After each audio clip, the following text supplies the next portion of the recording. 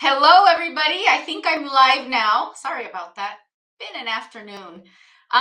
So excited that I have a very, very awesome guest. He is a law firm owner. Surprise, surprise. Kellam Parks is going to join me in 1 second. And before that, a video for us to remember what this podcast is all about.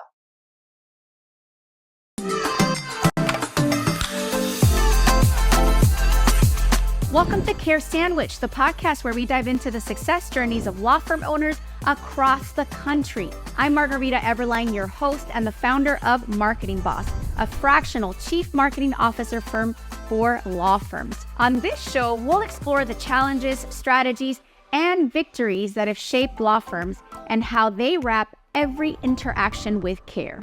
Because we believe that caring isn't just a value, it's a strategy for success. So grab your favorite sandwich, sit back, and let's dig into a conversation filled with insight, inspiration, and of course, a lot of care. Hello, hello. Welcome back from our little break. So I'm going to welcome to the virtual stage our awesome guest, Kellam Parks. Come on in. There he is. I pronounced it right? Because I practiced it in my head. You absolutely did. Yes. All right. It took me a minute. I was teasing him. I'm like, English is my second language. How do you pronounce it? Anyway, it matters. Thank you so much for joining me. And thank you so much for your patience and your grace. It is the end of the day. And I know you have a bunch of legal work to do. And I want to start by thanking you for this space and thanking you for sharing your story. Tell us, who are you? What do you do? How'd you get into this mess? Sure. So, and I want to left you off the hook with my name because it's a weird first name. It's a popular last name around here, and judges even I've known them for 20 years. They mispronounce it. So your English is second language. You did perfect. Fantastic. So thank you so much for having me. I couldn't agree more that the whole premise of your podcast, caring. Obviously, we need to do that at all levels. Care about ourselves, care about our people at the law firm, and obviously care about our clients. So I'm a lawyer. I'm a law firm owner. I also own a dance company with my daughter, who will be 28 in December. My wife, who's a retired school teacher, and I help her run that business. And then I started a law firm owner coaching company last year called The Motivated Lawyer. So I spend a lot of time helping lawyers figure out the business of law. For my law firm, we've got 14 lawyers. We're in across Virginia and North Carolina. We do about 12 different practice areas. When I practice law, which isn't as much as it used to be, I do cybersecurity, data privacy work, and high asset divorces. But really, we try to help our clients across both states in any way we can. I'm overwhelmed. Like, how many practice areas?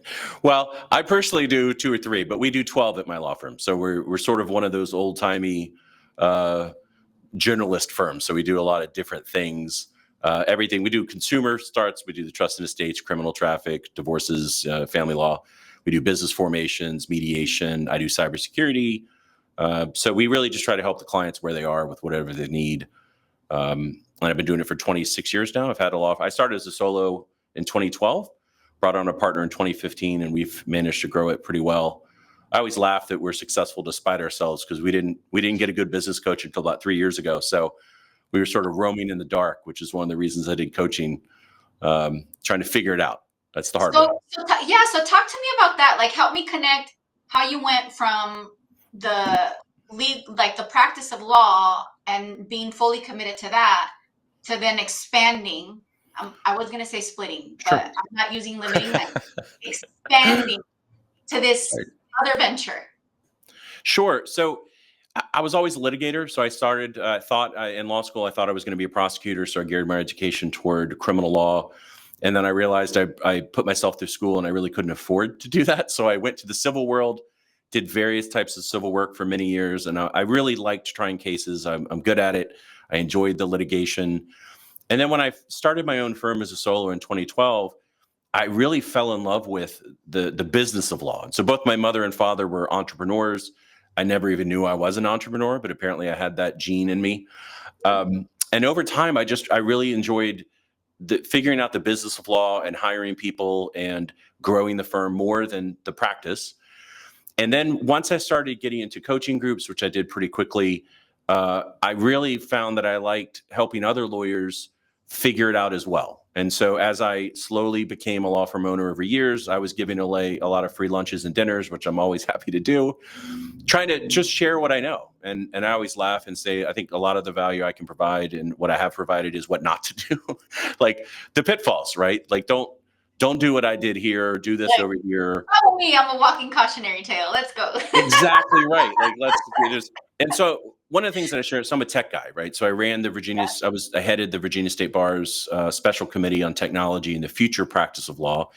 I'm into AI. I teach CLEs on AI. I do that one area. And so integrating that and helping other lawyers figure that out in all areas, it's not just tech, but I just found that that's my true passion. So I still enjoy practicing some law. These days, with the exception of some high asset divorces, I focus on cybersecurity, data privacy. So I help companies figure that stuff out. And run the firm with my partner, and he and I are co-owners, and we have a COO that really helps us do the day-to-day. But I found that even more than both of those, which I both enjoy in some capacity, is really just helping other lawyers figure it out, which is why I started the coaching company. So let me ask you this, and if you don't mind, I'm going to go down the route of the coaching thing because I'm fascinated, and I can relate. I'm not a coach. I'm in a sort of hybrid role where I give advice. My company gives advice as a CMO based on data, right? So we analyze data, but then we rely on the business owner to buy into the advice, make decisions they need to make to then implement it, right? The agencies, whatever implements, but they have to make those decisions. So one thing that I run into, and selfishly, I'm now asking you for advice because I want to see how you handle it. Law firm owner will come to us and say, my marketing's not working, right? And then we'll do an audit, and then we'll look at, we look at top of the funnel. Is it the visibility? Is it the brand?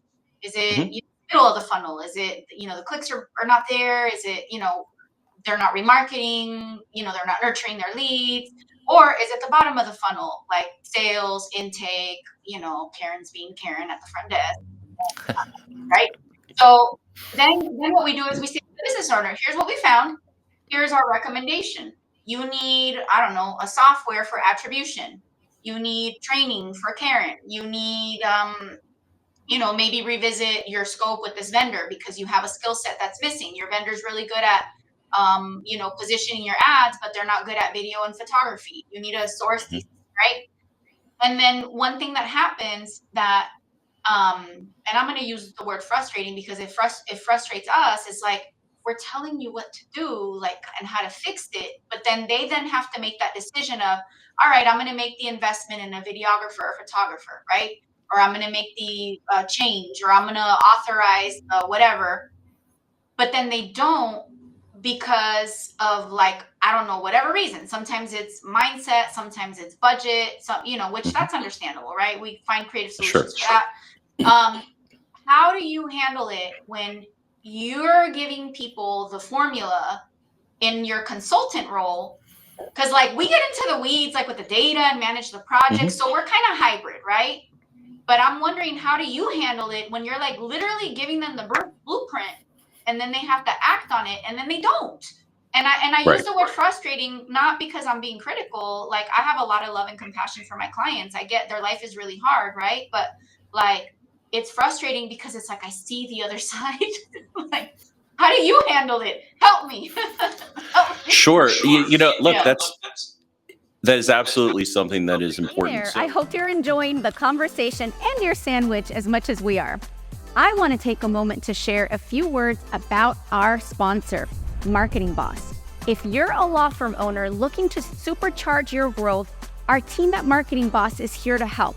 We've got over a decade of experience and a proven track record, and we specialize in growing law firms like yours with data-driven marketing leadership.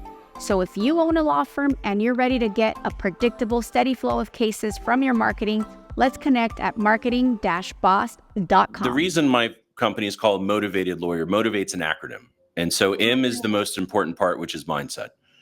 And so some lawyers that I work with, they need more hand-holding than others, and they need the mindset to understand. One of the most important things that I teach and that I try to convey is the importance of time. Time is the one thing that has a limited supply of, and it's the most valuable thing you have. Yes. And so Dan Martell's book, Buy Back Your Time, which I know a lot of people have read, I'm I should have 1,000 copies to give away. So, but the idea is, as a lawyer, at the very minimum, you're billing for your time. Maybe it's flat fee, maybe it's contingency, maybe it's hourly, but your time is worth a certain amount of money. As a law firm owner, that amount is a multiple of what your billable rate should be. But even if it's just your billable rate, and even if you're a young lawyer and only billing $200 to $300 an hour, just think about for a minute that if you're hired a CMO such as yourself to give the good advice, and maybe one of your advices is, hey, you need to be able to do the video. Well, as a busy lawyer and as a law firm owner, I will tell you, and one of the reasons we grew slower than we could have before we got an individual business coach telling me basically the same thing I'm saying now, is you need somebody to help implement, right? You need the person to do the work because it's not your area. You're not a videographer, most likely, talking to the lawyer. And B, you don't have any time to do it. You're too busy practicing law, putting out fires, trying to, work as a CEO of your law firm to design it. So you hire experts such as yourself to give the advice, and then you have to hire the people to do it. And at the end of the day, if they say, well, I don't have time to hire anyone, and they just can't get there, they're not ready for coaching. I've turned down clients to where they're not willing to frankly listen to what they need to do. And at the end of the day, I'm not there to tell them you have to do it this way or you must listen to me. I have the magic bullet. There's no magic bullet. Right. But fundamentally, you have to understand the value of your time, whatever that means. And whether you like trying cases, then that's the highest. It should be the highest value cases, right? You shouldn't be doing every case that comes in the door. Or if you don't like trying cases or you like the business of law, then it should be the strategy. And you need to go hire a fractional CMO, a fractional CFO, CEO, COO until you get large enough. So we have an in-house full-time marketing manager. I have an in-house full-time COO because we have 35 people and 14 lawyers. Yeah. But as you grow, and that's the value that you give and that CMO, and that's fractional, not a lot of great things came out of the pandemic, but one thing that I think really did was the idea of fractional C-level executives really hit it because nobody could get together. And the value that you provide is enormous. And you just have to show them, you've paid me all this money to give you advice. I'm the expert. I promise you. And marketing's, look, when you're growing, you're the most important part. You can be the best lawyer in the world, but if nobody's calling you and you're unable to convert those to clients, which I call marketing and then intake, really two sides of the same coin, you don't have a business. So hiring you to tell them what to do is great, but then they have to go hire the people to do it. So implementation is the hardest thing because we're also control freaks. You know that. Most lawyers are type A control freaks. Nobody can do it as good as I can. I need to do it myself. And a lot of what I do for my clients, and most of them come to me with that mindset. I had that mindset. Yeah. Most of what I do, that's the mindset. It's, hey, no, not true. First of all, you probably aren't the best person to do it, not to burst your bubble. But secondly, what Dan Martell says is 80% is awesome. Go find somebody to do 80% as well as you, but it'll get done. Whereas if you try to do it yourself, it's not going to get done. So that's a very long-winded answer to your question. But at the end of the day, you just have to convince them that their time is more valuable and it's not going to get done if it's on their plate.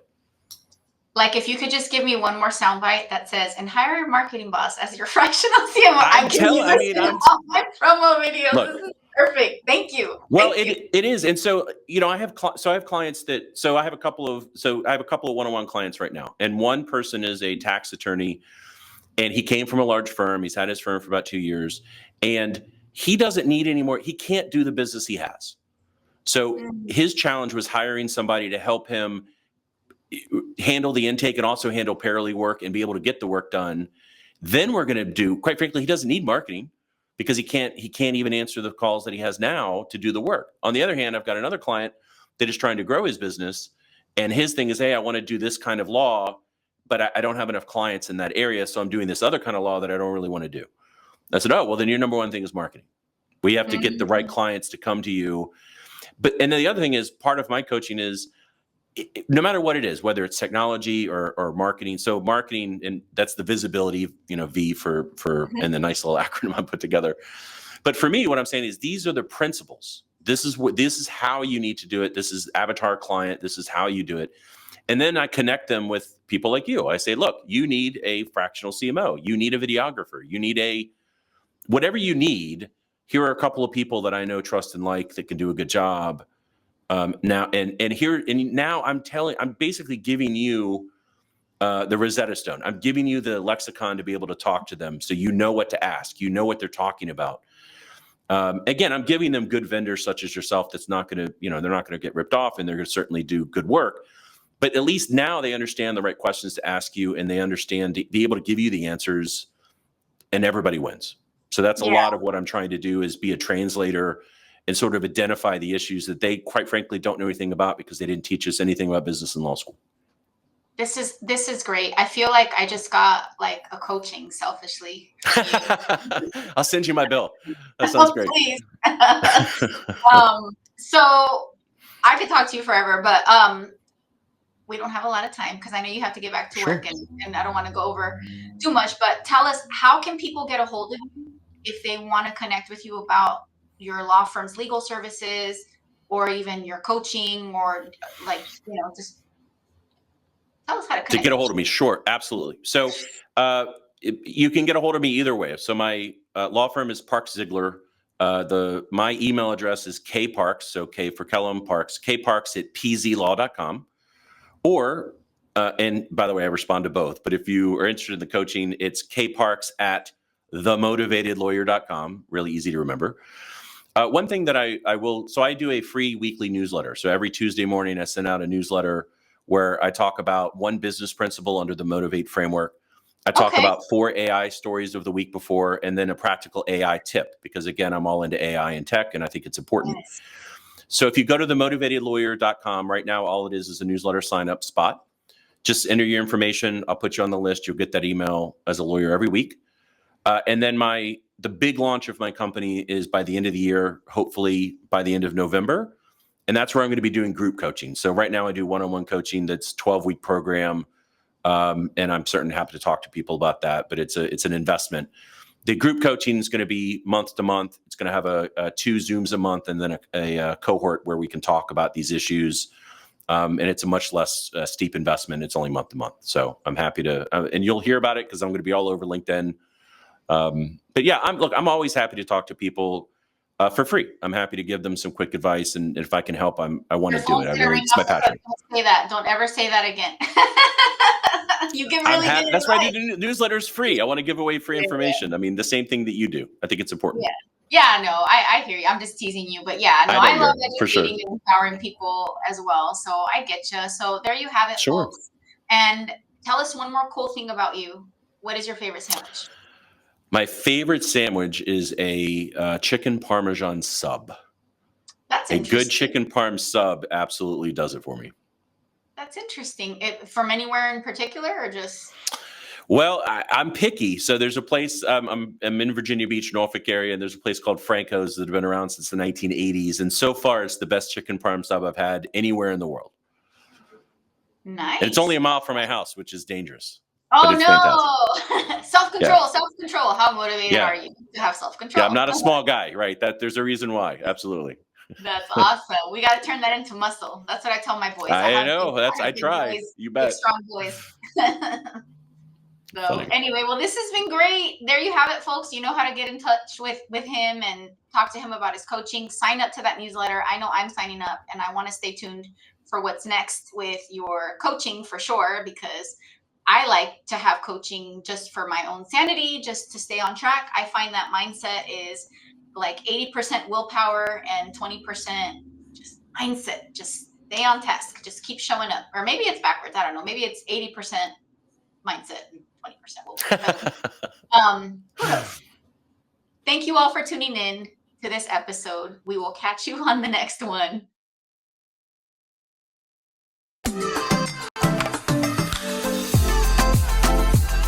Thank you for joining us on this episode of Care Sandwich. Remember, the way we care for our clients, our teams, and ourselves can make all the difference in our success. Until next time, keep caring, keep growing, and I'll see you on the next episode of Care Sandwich.